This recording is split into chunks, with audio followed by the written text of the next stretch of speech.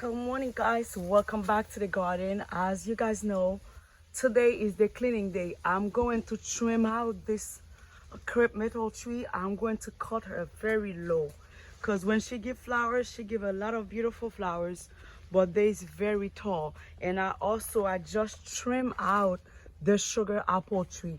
I feel like I can trim her more because she give a lot of shade over here, which is I do not need. I think I can go on the top more to trim. Yeah, I think I can cut the top branch more. And I want to trim this avocado tree.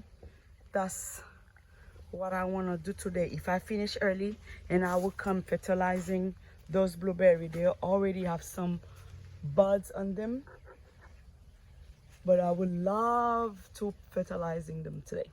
Thank you guys for watching. See you for another video with me. Let me go back to work.